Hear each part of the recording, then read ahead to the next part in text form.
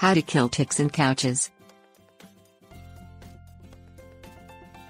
Encountering ticks in the woods is a natural occurrence.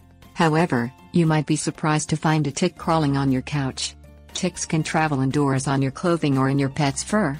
The disease-carrying insects transmit bacteria that cause serious illnesses such as Lyme disease.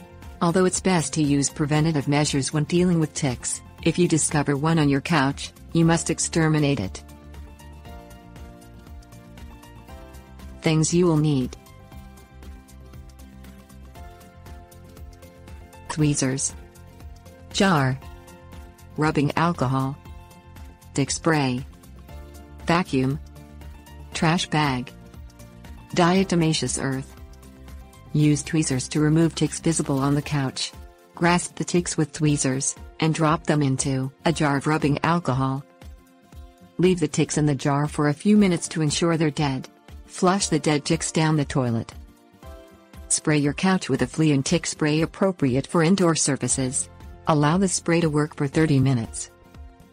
Vacuum your couch to remove dead ticks and tick eggs. Dispose of the vacuum cleaner bag immediately after you finish. Sprinkle diatomaceous earth over the surface of the upholstery, along the floor, and other areas of the home, such as pet bedding.